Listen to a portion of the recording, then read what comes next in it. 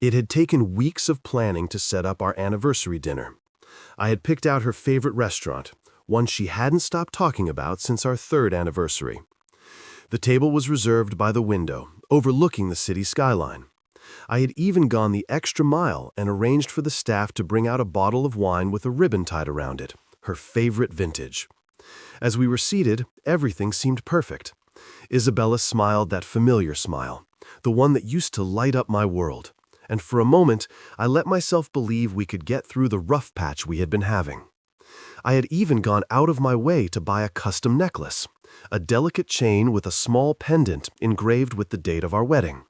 I had my speech prepared, ready to remind her of all we had built together. I thought the evening might rekindle something between us, that it might put an end to the coldness and distance I had felt from her over the past few months. What I did not know was that Isabella had her own speech prepared, one that would shatter everything I thought I knew about my life. Halfway through dinner, just as the wine arrived and I began to raise my glass for a toast, she leaned forward, her expression unsettlingly calm. "I have been cheating on you for 2 years," she said, her voice steady and devoid of emotion. "And I am leaving you." The world seemed to tilt for a moment, and the glass in my hand hovered midair. I waited for some sign that she was joking, that maybe this was some sick anniversary prank, but her gaze did not waver, and the cold clarity of her words hung in the air like a dense fog. For a brief moment, I felt an overwhelming rush of anger, betrayal, and humiliation. But instead of letting those emotions take over, I did something that surprised even me. I smiled, raising my glass as though nothing had happened. "To your new life," I said, my voice as steady as hers. Her brows furrowed slightly, the smallest flicker of confusion crossing her face. She had expected tears, yelling, maybe even begging. She did not expect composure. I leaned back in my chair, taking a deliberate sip of wine. "So," I asked calmly, "does he make you happy?" Isabella shifted uncomfortably in her seat, the confident facade she had walked in with cracking ever so slightly. "It is complicated," she muttered, avoiding my gaze. That hesitation told me everything I needed to know. She was not sure. She thought she was trading up, walking away from a life she deemed predictable and boring. But now, faced with my unexpected reaction, she did not seem so certain anymore. The waiter approached with the dessert menu, blissfully unaware of the emotional bomb Isabella had just detonated at the table. She waved him off, saying she was not interested, but I held up a hand. "I will take a look," I said casually, flipping through the menu as though nothing had happened. I ordered a slice of cheesecake for myself and asked for a coffee. "You should try the crème brûlée," I said, looking up at her. She stared at me, incredulous. "How can you act like this is not a big deal?" "Because it is not," I replied, setting the menu aside. "You have made your decision, Isabella. There is no point in me getting upset about it now." That was not entirely true, of course. Inside, I felt like my heart was being torn apart, but I was not about to give her the satisfaction of seeing me break. When the dessert arrived, I excused myself to step outside. The air was cool, and I took a moment to breathe deeply, letting the night calm the chaos in my mind. I pulled out my phone and dialed a number I had not used in years. Robert, my lawyer. "Robert," I said when he picked up, "I need your help tonight." He did not ask questions. That was the thing about Robert. He understood the gravity of a situation without needing every detail right away. He simply told me to send him what I had and that he would be ready to meet in the morning. With that, I made one more call, this time to a private investigator I had hired months ago. Mark had been keeping tabs on Isabella ever since I first noticed the late nights and secretive behavior. "It is happening," I told him. She admitted it. "I need everything we have got ready to go." Mark assured me it was all set, and I felt a small measure of relief. Returning to the table, I found Isabella scrolling through her phone, her face illuminated by the dim glow of the screen. I could only assume she was texting him, her new, complicated partner. "How will you explain this to the kids?" I asked, sliding back into my seat. Her face faltered, and for the first time all night, she looked genuinely unsure. I do not know," she said. Of course she did not. Isabella had planned this betrayal down to the last detail, but she had not thought about the consequences. She had not considered how it would affect our children, our family. As I finished my dessert, I allowed myself a small, private smile. She thought she had the upper hand, that she was walking away from me with her head held high, but she had no idea what was coming. The restaurant door opened, and a faint chime rang through the air. I did not need to look up to know who it was. I had planned this moment down to the last detail. I leaned back in my chair, smiling as Isabella glanced toward the entrance. Her face, already pale from the tension between us, drained of all color when she saw him walk in. "You are not leaving just yet," I said, my voice calm but laced with purpose. Her head whipped toward me, panic flashing in her eyes. "What did you do?" she hissed, her voice low but trembling. I gestured toward the man now standing at the entrance, scanning the room. I figured it was time for a proper introduction. After all, you have been seeing him for 2 years. It is only fair that I get to meet him, do not you think? She froze, her mouth opening and closing as if searching for the right words. But there were no words that could save her now. The man spotted us and made his way over. His gait was confident but cautious. He clearly did not know what to expect, though I could see a flicker of excitement in his eyes as he approached the woman he believed was his. "Christopher," I greeted him, standing and extending a hand.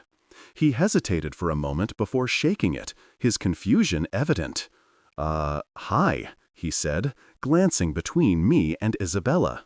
"I was not expecting this." "Neither was I," I said, smiling as I gestured for him to take a seat. "But life is full of surprises, is it not?" Christopher pulled out a chair and sat down, still unsure of what was happening. Isabella, on the other hand, looked like she wanted to sink into the floor. Her hands clutched the edge of the table, her knuckles white. "Daniel," she began, her voice tight with barely concealed anger, "this is unnecessary." I ignored her, turning my attention to Christopher. "So," I said, pouring him a glass of wine, "you are the man my wife has been seeing behind my back. How has that been going for you?" Christopher's eyes widened, and he shot a nervous glance at Isabella. I think there has been a misunderstanding," he stammered. "No misunderstanding," I said, my tone sharp enough to cut through the air. "I know everything. The late-night meetings, the hotels, the lies. Trust me, Christopher, I have done my homework." He looked at Isabella, his expression shifting from confusion to accusation. "You said you were going to tell him," he said, his voice low but strained. Isabella shook her head, her lips pressed into a thin line. "This is not the time or place," she said through gritted teeth. "On the contrary," I said, leaning back in my chair, "this is the perfect time and place. You have been lying to both of us for years. It is time to get everything out in the open." The waiter approached our table, his cheerful demeanor faltering as he sensed the tension. I ordered another bottle of wine and a round of desserts, ignoring the awkward silence that had fallen over the table. As we waited, I decided to break the ice. "So, Christopher," I began, "what is it about Isabella that caught your attention? Was it her charm, her beauty, or maybe it was her ability to lie so convincingly?" "Daniel, stop!" Isabella snapped, her composure slipping further. Christopher, however, looked genuinely torn. "I thought we were building something real," he said, his eyes locked on Isabella.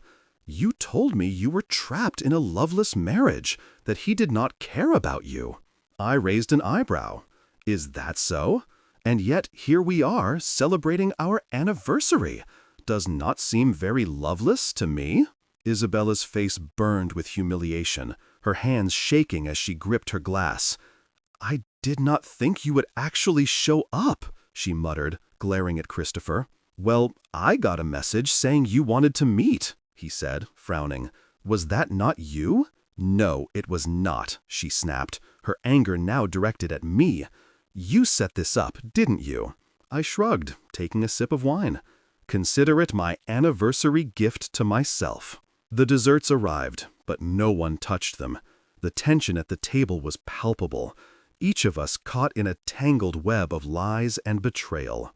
"Tell me, Christopher," I said, setting my fork down, "does it bother you that she has been lying to me for 2 years?" Christopher frowned, his confusion deepening. 2 years?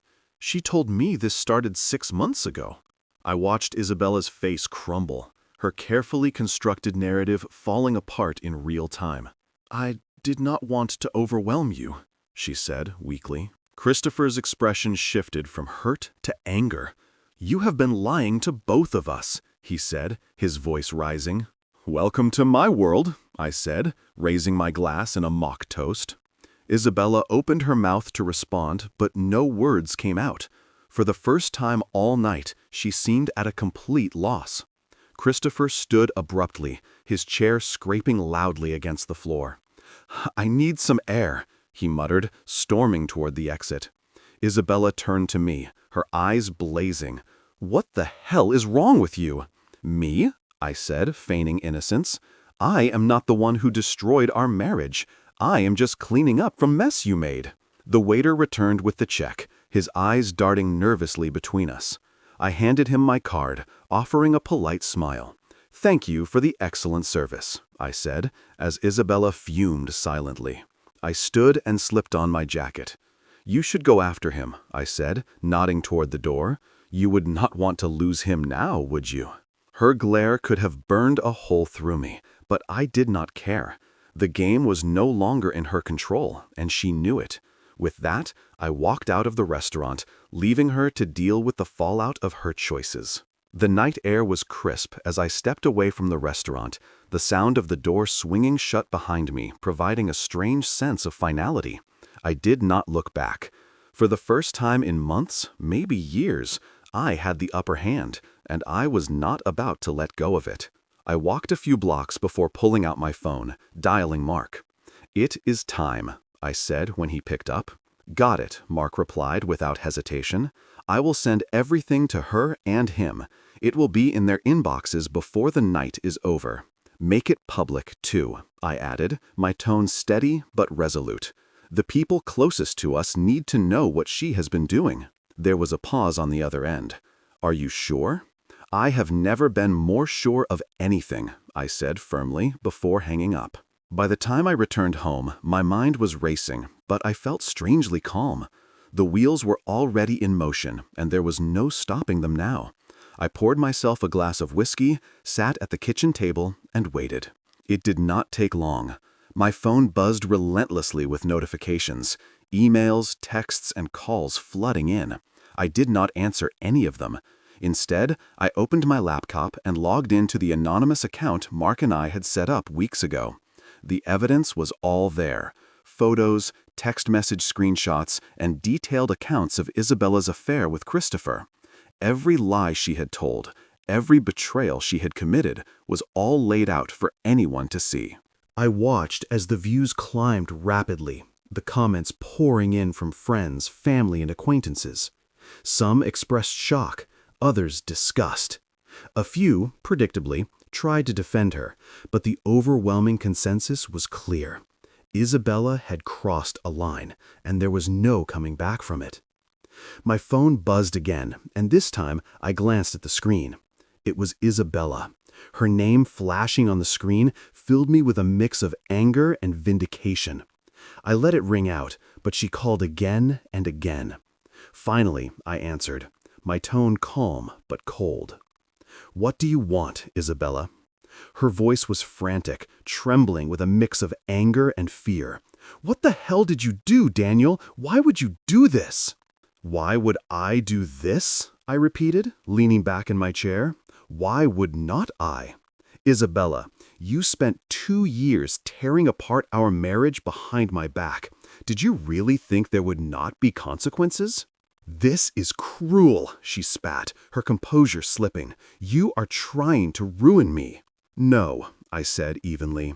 "You ruined yourself. I am just making sure everyone knows the truth." There was a long silence on the other end, broken only by her ragged breathing. Finally, she spoke, her voice barely above a whisper. "What do you want from me, Daniel?" I sighed, setting my glass down on the table. What I wanted, Isabella, was a partner, someone I could trust, someone who valued the life we built together. But you made it clear that was not who you were. So now, all I want is for you to face the consequences of your actions. The days following Isabella's public unmasking were nothing short of chaotic. Friends once loyal to her began to pull away. The texts and calls she bombarded me with gradually turned from anger and threats to desperation and regret. I did not respond to any of them. For me, the fallout was oddly peaceful. I moved through my days with a quiet sense of purpose, focused on my children and my work. The kids had been my priority from the beginning. I made sure to shield them from the full brunt of the drama, keeping their routines as normal as possible. Meanwhile, Isabella's life continued to crumble. She lost her job. She reached out to mutual friends, but most had already seen the evidence. I heard through the grapevine that she had moved into a small apartment on the other side of town. Gone were the days of luxury and comfort she had enjoyed in our family home. The legal side of things progressed swiftly, thanks to the mountain of evidence I had compiled. My lawyer, Robert, was a bulldog in court, ensuring that Isabella's infidelity was front and center. When the judge awarded me primary custody of the kids, I felt a weight lift off my shoulders. As the divorce was finalized, I felt a strange mix of emotions: relief, sadness, and a lingering sense of disbelief that this was how our story had ended. The first morning in the new house felt surreal. The air was quiet, the kind of peaceful silence that had been missing from my life for years. The kids were still asleep upstairs. I sipped my coffee by the window, staring out at the neighborhood that was slowly becoming our new home. It was not the grand house Isabella and I had shared. This was smaller, cozier, and free of the memories that once haunted every corner. It was not just a house, it was a blank slate. Moving on was not easy, but I found solace in the little things: routine, structure, and the unshakable bond I shared with my kids. I focused on building a home for them piece by piece. It was during these quieter days that I met Clara. She was my neighbor, living in the house next door. We had exchanged polite nods and hellos when I first moved in, but it was not until she saw me struggling with a stubborn lawnmower that we really talked. "Need a hand?" she called out, walking over with a cheerful grin. "I could use all the help I can get," I admitted, stepping back as she inspected the machine. She fiddled with a few knobs, gave it a hard yank, and the motor roared to life. "You've got to show it who is boss," she said with a laugh. I chuckled, wiping my hands on my jeans. "Thanks, I owe you one."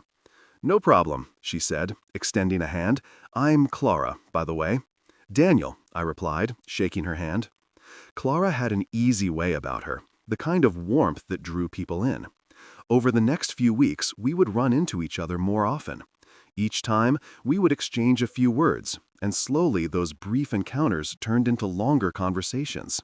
She learned about my kids, my work, and even a little about what had happened with Isabella. Clara became a regular part of our lives, though I was careful not to rush into anything. Trust was fragile, and I was not ready to hand it over so easily. But with each passing day, she proved herself in small, meaningful ways. Her presence did not just bring comfort, it brought inspiration. She reminded me of who I was before Isabella's betrayal, before I let life chip away at my identity. I started small, building furniture in the garage during my free time. What began as a hobby soon turned into a side business. Clara encouraged me every step of the way. One evening, as we sat on the porch watching the kids play in the yard, Clara turned to me and said, "You are a good man, Daniel, Do not let anyone make you forget that." Her words hit me harder than I expected. For so long, I had doubted myself, wondering if Isabella's betrayal was somehow my fault. But Clara reminded me that I was worth more than the pain I had endured. By the time the holidays rolled around, our new house felt like home. The kids were thriving. Clara joined us for Christmas dinner, bringing gifts for the kids and a bottle of wine for me.